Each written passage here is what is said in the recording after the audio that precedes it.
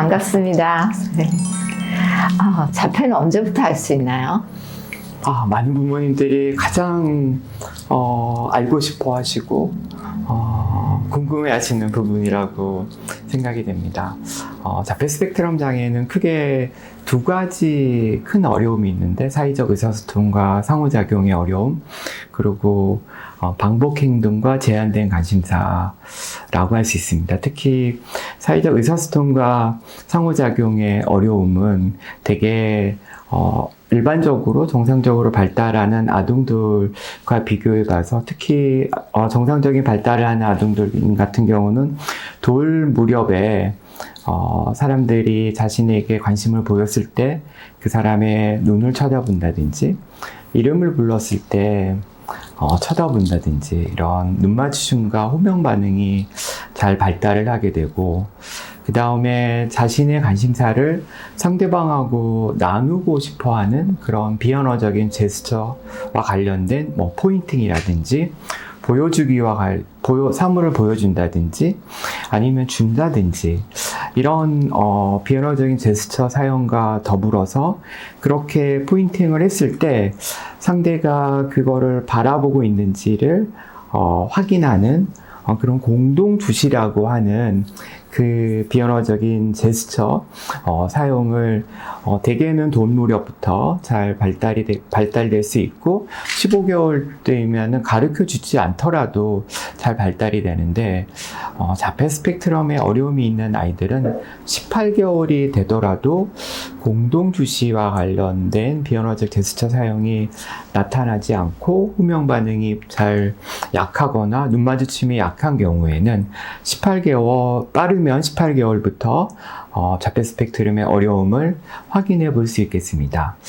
그렇지만 반복된 행동이라든지 제한된 관심사의 경우에는 두 돌이 되더라도 잘 나타나지 않는 경우가 있기 때문에, 진단을 하기까지 두 돌이 좀 넘어야지 되는 경우들도 있고, 또 경미하게 사회적 의사소통과 상호작용이 어려움이 있는 경우에는 두 돌과 세 돌 사이에서 진단이 이루어질 수도 있겠습니다. 아이가 엄마 아빠라고 부르고 간단한 말도 했었는데 두 돌이 넘으면서 말을 하지 않고 자폐 아이들이 보이는 그런 행동들을 하네요. 후천적으로 자폐가 된 걸까요? 부모님들이 가장 또 안타까워하는 그런 경우인 것 같아요. 결론을 좀 말씀드리면, 후천적으로 자폐 스펙트럼 장애가 발생을 하지는 않고요. 두 돌 될 때까지 아까 말씀드렸던 자폐 스펙트럼 장애 조기 사인이 나타나지 않았지만, 그 아이의 많은 연구에 의하면 그 아이의 뇌발달과 관련해서는 그 이전에 사회적 상호작용과 의사소통을 담당하는 뇌발달의 부위에 어려움이 있었고, 그렇지만 그 어려움이 발현되는 시점이 두 돌 뒤에 발현이 됐다라고 보는 게 지금 연구들이 제시하고 있는 그런 부분입니다. 그렇기 때문에 보호자분들이 내가 뭔가 양육을 잘못해서 우리 아이가 이렇게 된 건 아닌지, 환경적인 결핍이 있어서 이런 태응이 온 건 아닌지, 그렇게 생각하실 필요는 없으실 것 같고요. 다만 급격하게 그렇게 태응이 이루어졌다면 혹시 뇌전증과 같은 그런 뇌 생물학적인 그런 질환이 동반이 되어 있는 건 아닌지는 한번 그 부분을 평가하고 검사를 해보는 것은 또한 필요할 수가 있겠습니다. 아이가 자폐 같아서 병원을 몇 군데 방문했는데요. 두 곳에서는 자폐라고 그러고요. 또 두 곳에서는 지적장애, 또 몇 곳에서는 기다려보자고 이렇게 말씀을 하시더라고요. 참 답답하고 혼란스럽는데요. 부모로서 어떻게 해줘야 되나요? 네.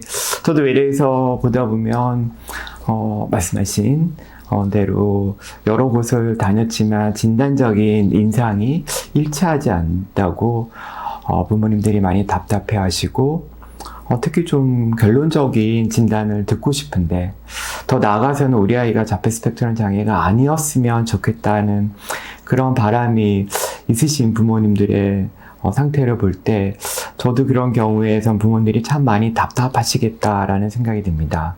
근데 자폐 스펙트럼 장애를 진단하기까지에는 우리 아이들의 모습을 진료실에서 관찰을 하고 또 보호자분이 주시는 일상의 어떤 모습들과 발달적인 그런 상황에 대한 정보들을 또 얻고 아울러서는 필요하다면 평가를 하고 그래서 시간이 필요하다는 것을 말씀드리고 싶습니다. 그래서 초진 한 번만으로 우리 아이들의 상태를 진단하는 것은 쉽지 않고 적어도 2번, 3번 시간의 시차를 두고 선생님들이 관찰하시고 충분히 정보를 종합하시고 통합하는 그런 과정이 필요하겠고 만약에 그런 과정을 통해서 진단이 이루어지면 대부분의 임상가들이 비슷한 소견을 드리지 않을까라고 생각이 됩니다.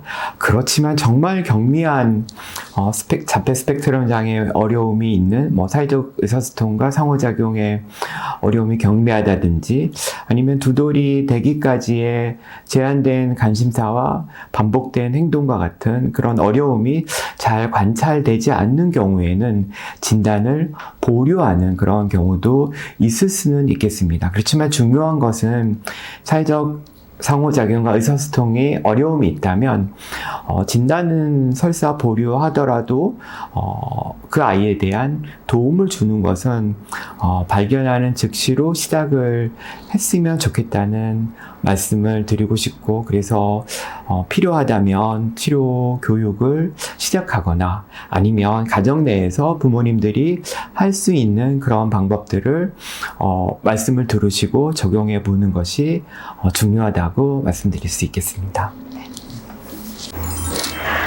왜 아이가 눈을 못 맞추는지 억지로라도 맞추고 싶고요. 그리고 상동 행동을 하는데 이거를 어떻게 해야 될지 참 궁금합니다. 네.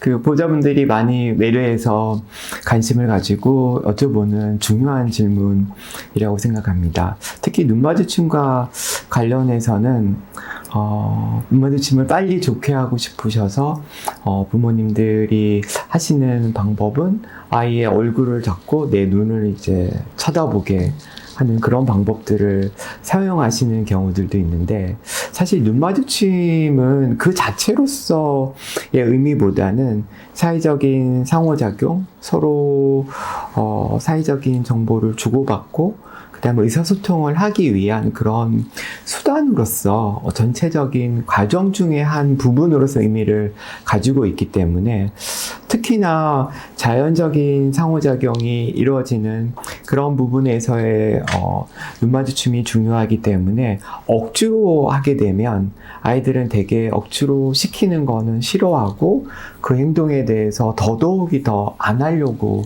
하기 때문에 억지로 하기보다는 아이와 같이 마주보고 아이와 함께 시선은 동일한 시선에서 마주보면서 한 3초 정도 기다리는데 아이가 자연스럽게 보호자분들을 쳐다볼 때 그때 칭찬해주고 박수 쳐주고 잘했다고 그렇게 반응을 해주시는 것을 말씀드리고 싶습니다. 마찬가지로 상동행동이나 이 눈마주침은 우리 아이의 뇌발달과 관련해서 사회적인 관심을 보이는 부분의 뇌발달과 관련된 영역의 어려움이기 때문에 아이에게는 그런 부분들의 발달을 좀 더 촉진시키고 그런 것들을 가르쳐 줄 수 있는 그런 접근이 이제 필요한데 그래서 상동행동과 같은 부분들도 상호작용을 시도할 수 있는 하나의 도구로서 매체로서 좀 활용할 수 있으면 더 좋겠다고 생각이 됩니다. 아이가 어떤 특정한 행동을 반복할 때 그렇게 상호작용으로 이끌 수 있는 방법 중에 하나는 부모님이 그 상동행동을 같이 좀 따라해주는 과정을 통해서 엄마가 나의 행동을 따라하네. 그러면 아이가 엄마의 행동에 대해서 좀 더 관심을 가지게 될 거고 그때 뭔가 눈 마주침을 하거나 반응을 보였을 때 그때 아이의 행동에 대해서 관심을 두고 칭찬을 해주는 그렇게 좀 상동행동을 사회적 상호작용을 위한 도구로서 좀 사용할 수 있는 방법들을 말씀드리고 싶습니다.